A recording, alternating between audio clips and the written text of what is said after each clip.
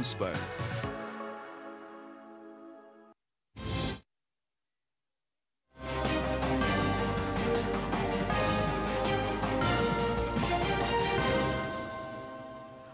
नमस्कार, आप सभी का स्वागत डीडी न्यूज़ पर। मैं हूं मुकुल शर्मा और आइए नजर डालेंगे जो आज दिन भर की बड़ी खबरें रही उन पर भी, लेकिन सबसे पहले नजर हेडलाइंस पर। प्रसिद्ध लोक गायिका शारदा सिन्हा का दिल्ली के एम्स में निधन। राष्ट्रपति द्रौपदी मुर्मू और प्रधानमंत्री नरेंद्र मोदी सहित कई गणमान्य लोगों ने शोक किया व्यक्त, बताया अपूरणीय क्षति।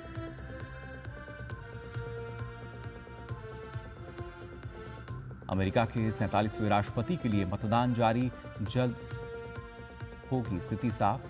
चलेगा कमला का कमाल या फिर चलेगा ट्रंप कार्ड।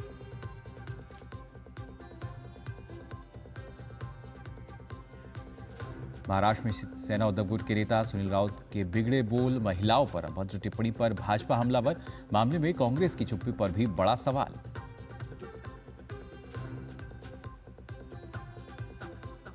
झारखंड के चुनावी रण में आरोप प्रत्यारोप की बौछार, घुसपैठ, लूट, भ्रष्टाचार पर प्रहार, बटेंगे तो कटेंगे का गूंजा नारा। कांग्रेस जेएमएम ने भाजपा को घेरा।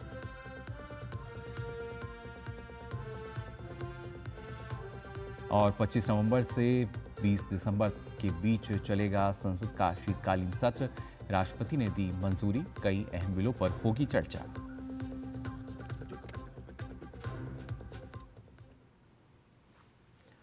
मशहूर गायिका शारदा सिन्हा का निधन हो गया है। दिल्ली के एम्स में उनका इलाज चल रहा था। 72 साल की उम्र में उन्होंने अपनी अंतिम सांस ली। उनके बेटे अंशुमान सिन्हा ने फेसबुक पोस्ट कर मां शारदा सिन्हा के निधन की जानकारी दी। शारदा सिन्हा कुछ दिनों से एम्स में भर्ती थीं। सोमवार की शाम को उन्हें प्राइवेट वार्ड से आईसीयू में शिफ्ट किया गया था। इसके बाद जब उनकी हालत बिगड़ी तब उन्हें वेंटिलेटर सपोर्ट पर रखा गया। शारदा सिन्हा का ऑक्सीजन लेवल काफ़ी कम हो गया था, गिरने लगा था और फिर उनकी स्थिति नाजुक हो गई। Sharda Sinha multiple organ dysfunction स्थिति में थी। उनका अंतिम संस्कार पटना में किया जाएगा।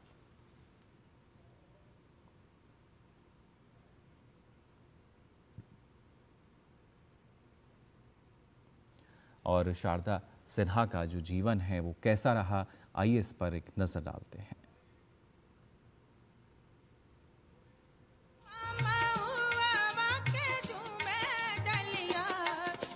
जब कहीं भी भोजपुरी लोकगीतों का जिक्र होता है तो शारदा सिन्हा का नाम आना लाजमी हो जाता है। बिहार कोकिला नाम से सुविख्यात शारदा सिन्हा ने मैथिली, भोजपुरी, मगही, बजिका सहित आधा दर्जन से ज्यादा बोलियों और भाषाओं में पारंपरिक लोकगीतों को देश में ही नहीं विदेशों में भी लोकप्रिय बनाया है।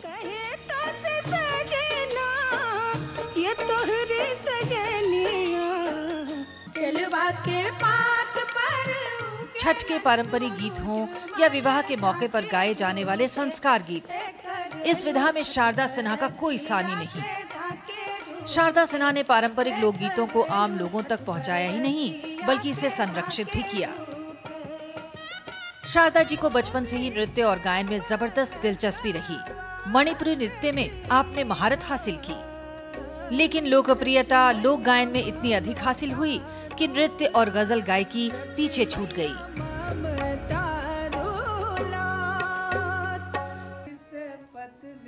4 दशकों से लगातार लोकप्रियता के शिखर पर रहने वाली शारदा सिन्हा ने बॉलीवुड की कई फिल्मों में अपनी आवाज का जादू बिखेरा है। हमारे पिया तार बिजली से पतले, हमारे पिया और सासू बता तूने ये क्या किया। बिहार गौरव, बिहार रत्न, पद्मश्री, पद्म भूषण से सम्मानित शारदा सिन्हा के बेटे अंशुमान सिन्हा ने बताया कि तबीयत बिगड़ने के बाद भी उनकी मां छठ के लिए उन्होंने गीत रिलीज करना चाहती थी। उनके बेटे ने बताया कि तबीयत बिगड़ने के बाद भी अस्पताल से उन्होंने इस वर्ष छठ के लिए दुखवा मिठाई छठी मैया रउए असर हमार गीत रिलीज किया। इन्होंने जो गाना शुरू किया उसको एक थोड़ा नए अंदाज में अच्छे म्यूज़िक वगैरह के साथ पैकेज करके लाना और जनता तक पहुंचाना, तो ग्लोबल तो हो ही गया था छठ। अब ये है कि शारदा जी हर साल छठ के लिए प्रतिबद्ध रहती थी कि ज़रूर अब लोग इतना प्यार देते हैं तो कुछ ना कुछ वो गाना अपना रिलीज़ करती थी और लोगों तक आती थी। और इस बार उन्होंने जब वो आईसीयू में थी तो शायद उन्हें थोड़ा आभास था ऐसा कि तबीयत अच्छी नहीं है। उन्होंने कहा कि क्या पता मैं रहूं ना रहूं, ये गीत अंशु तुम ऑडियो में निकाल दो ताकि लोगों तक कम से कम मेरी ये आवाज़ एक अंतिम मेरा उपहार होगा, इसको पहुंचा दो। मैथिली, भोजपुरी, मगही, अंगिका, वज्जिका, इन सभी बोली और भाषाओं में उन्होंने गाना गाया है। और बॉलीवुड हिंदी जो है उसमें भी गानों के काउंट्स तो हज़ारों में हैं, पर कम से कम 1500-2000 गीत ज़रूर हैं। राष्ट्रपति द्रौपदी मुर्मू ने शारदा सिन्हा के निधन पर गहरा दुख जताया है। उन्होंने सोशल मीडिया प्लेटफॉर्म एक्स पर लिखा कि बिहार कोकिला के रूप में प्रसिद्ध गायिका डॉक्टर शारदा सिन्हा जी के निधन का समाचार अत्यंत दुखद है।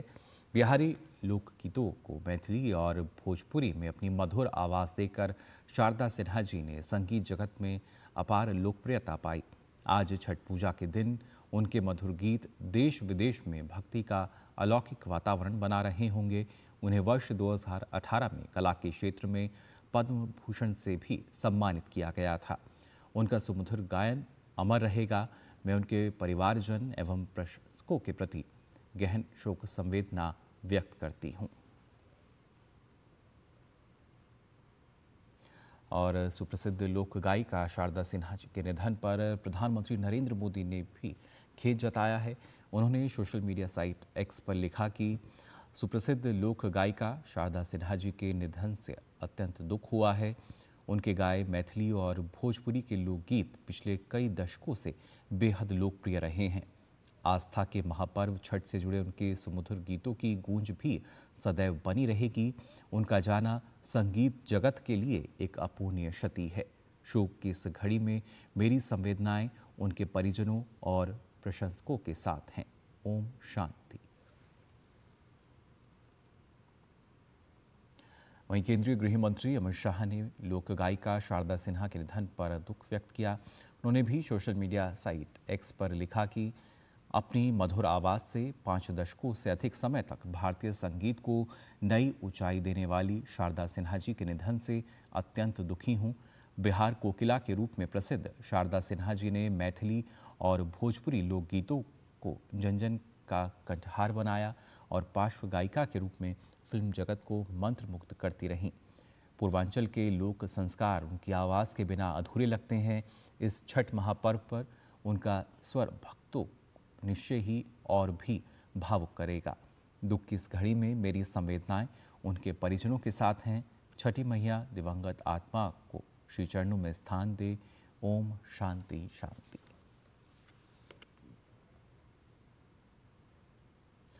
और आइए बुलेटिन में अब बात कर लेते हैं अमेरिकी राष्ट्रपति चुनाव की।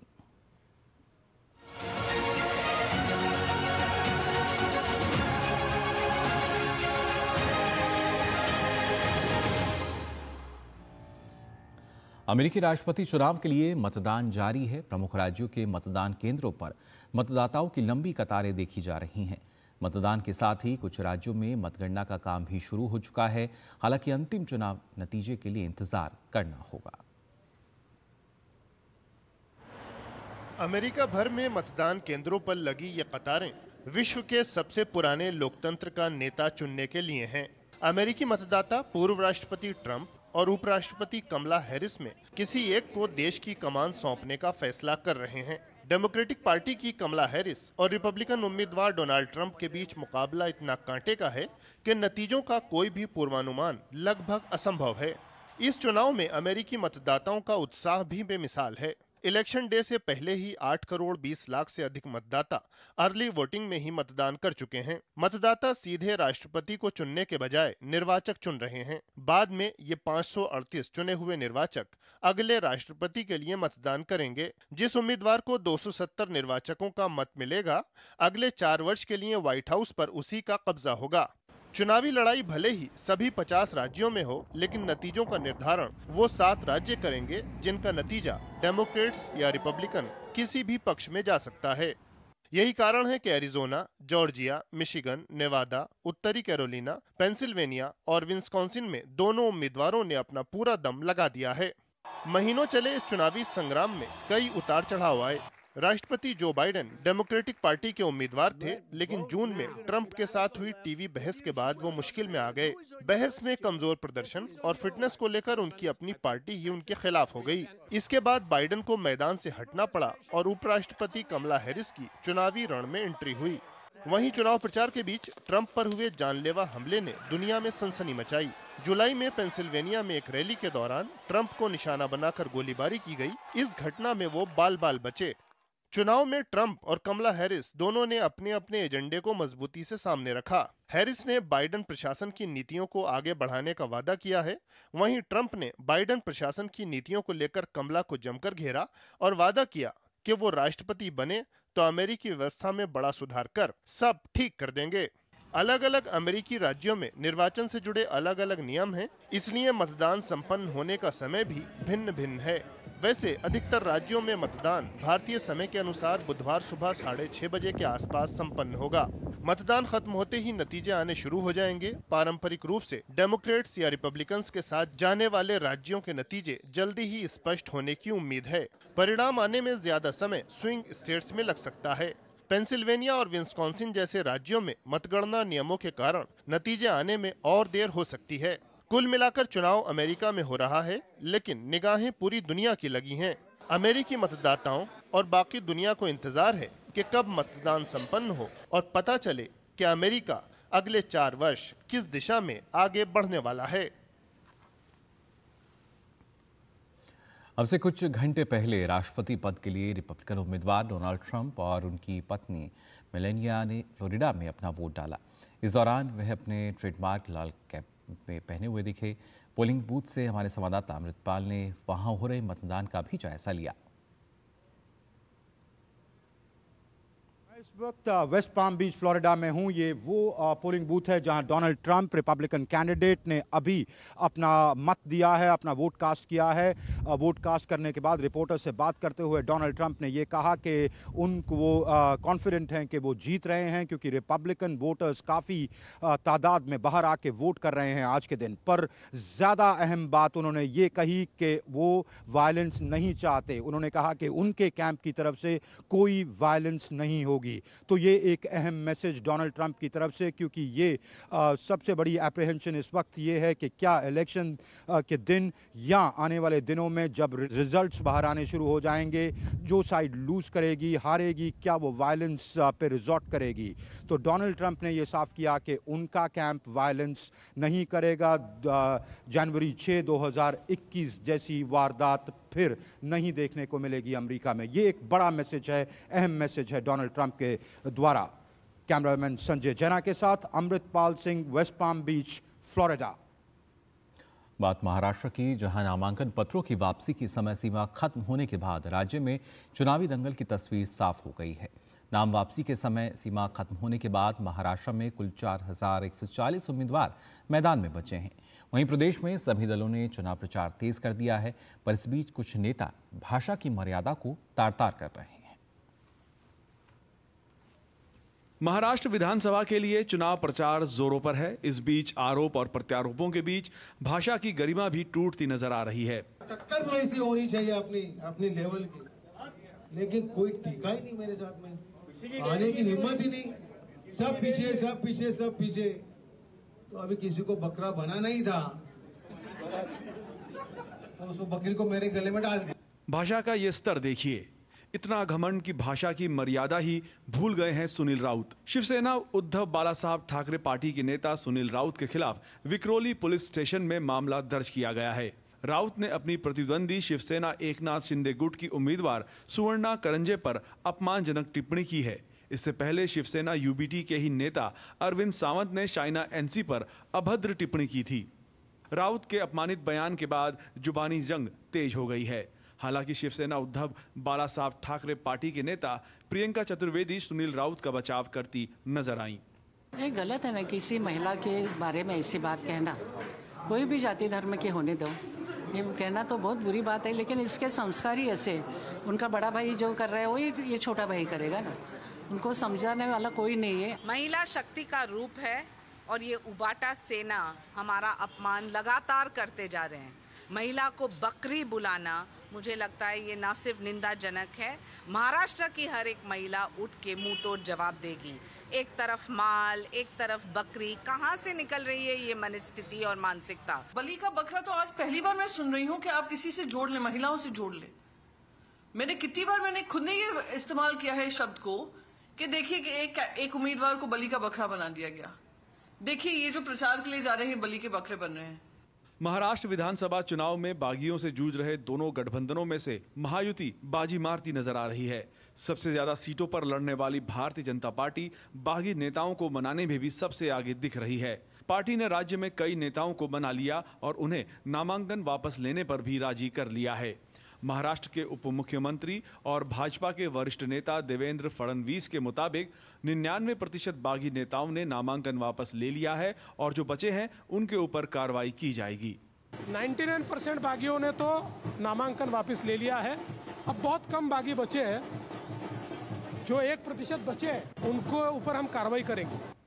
महाराष्ट्र के डिप्टी सीएम देवेंद्र फडणवीस ने मंगलवार को नागपुर दक्षिण पश्चिम विधानसभा क्षेत्र में रोड शो किया। वहीं शरद पवार द्वारा भविष्य में कोई चुनाव नहीं लड़ने की टिप्पणी के बाद राजनीतिक हलके में उनके संन्यास की खबरें फैल गई हैं।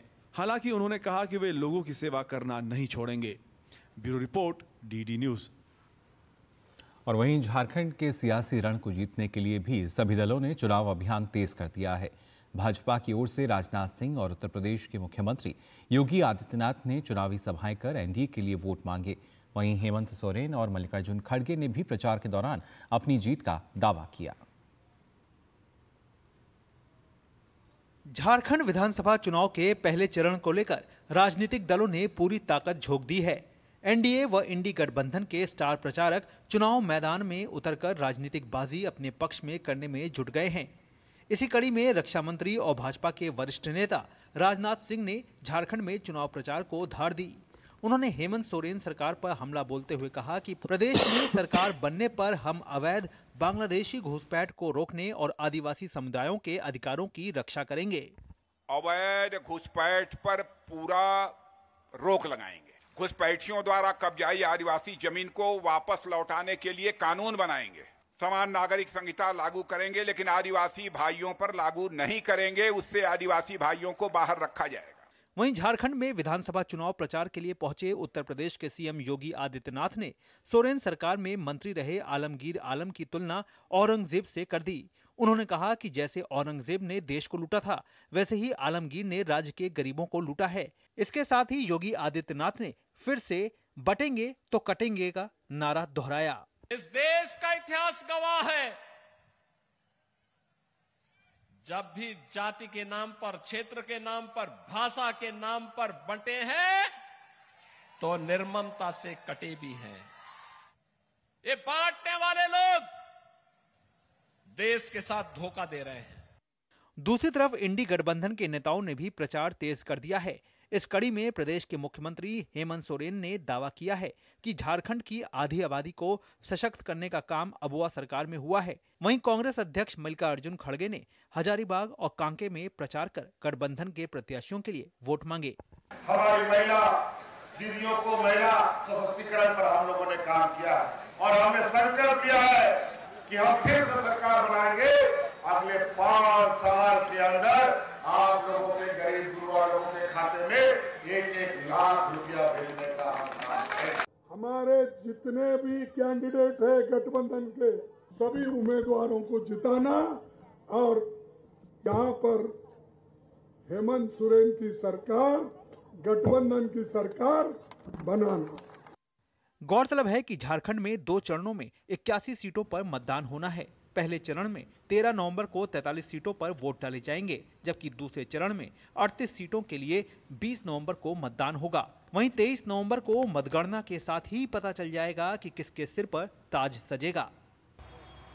झारखंड की सियासी समर को जीतने के लिए भारतीय जनता पार्टी ने चुनाव अभियान तेज कर दिया है। रक्षा मंत्री राजनाथ सिंह ने कहा, झारखंड में रोटी माटी बेटी को बचाना है। Somesh Patel, TD news, Ranchi, Jharkhand. और 18वीं लोकसभा का पहला शीतकालीन सत्र 25 नवंबर से शुरू होगा और 20 दिसंबर तक चलेगा। राष्ट्रपति ने भारत सरकार की सिफारिश पर 25 नवंबर से 20 दिसंबर 2024 तक शीतकालीन सत्र 2024 के लिए संसद के दोनों सदनों को बुलाने के प्रस्ताव को मंजूरी दे दी है। इस सत्र में कई महत्वपूर्ण बिल पेश किए जा सकते हैं। 26 नवंबर को संविधान दिवस पर संविधान को अपनाने की 75वीं वर्षगांठ पर संविधान सदन के सेंट्रल हॉल में कार्यक्रम मनाया जाएगा।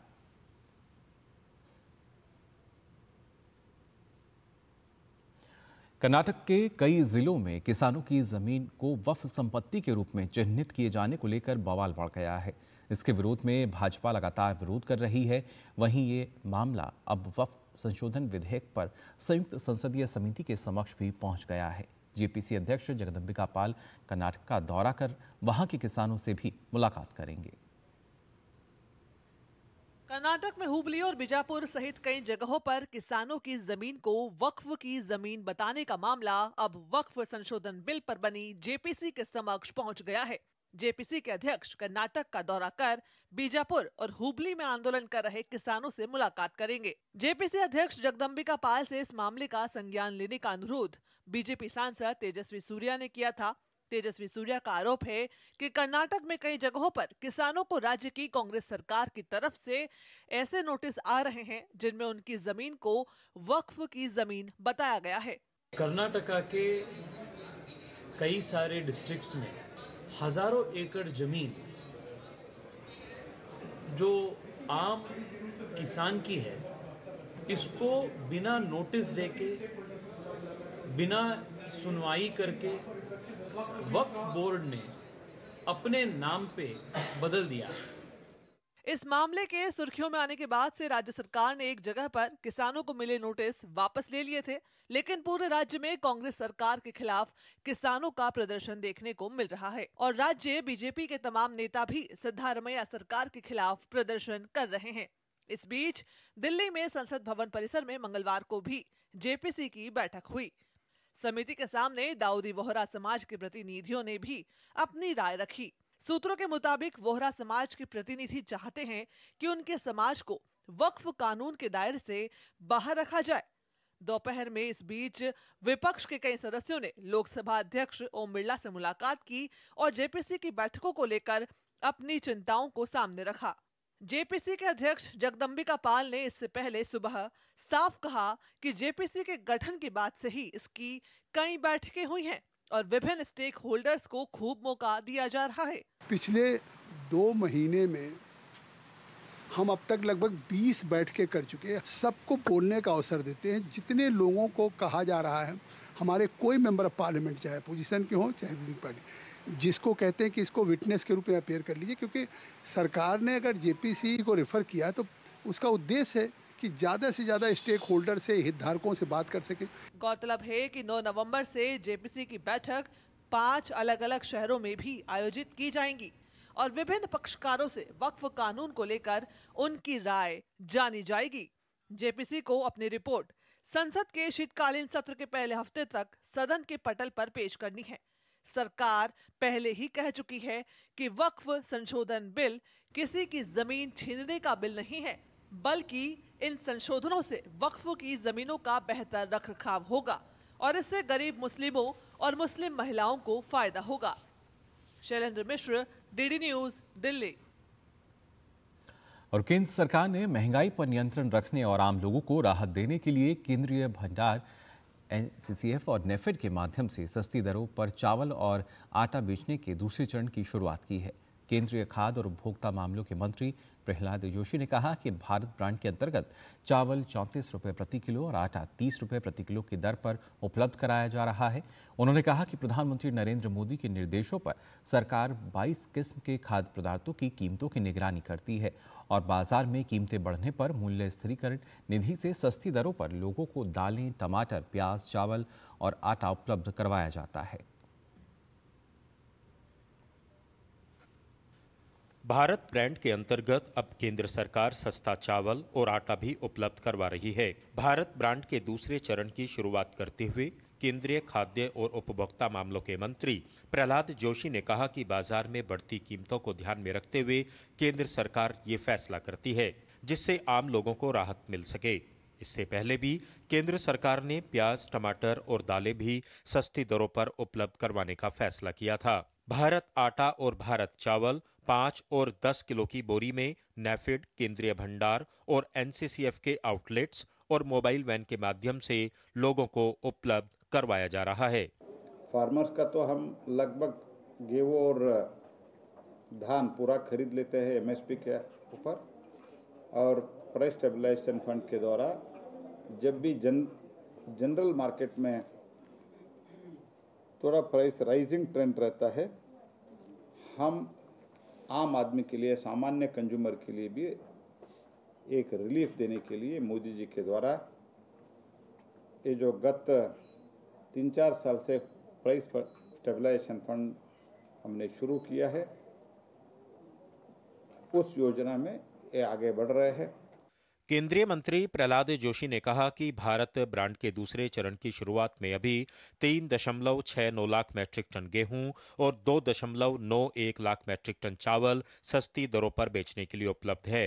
उन्होंने कहा कि पंजाब सहित दूसरे राज्यों से एमएसपी पर धान की खरीद की जा रही है और करीब 5,38,000 किसानों के खातों में सीधा पैसा ट्रांसफर किया जा चुका है। अनुज यादव, डीडी न्यूज, दिल्ली। तो फिलहाल के लिए इस बुलेटिन में बस इतना ही। देश और दुनिया की तमाम खबरों के लिए आप देखते रहिए डीडी न्यूज। मुझे दीजिए अनुमति। नमस्कार।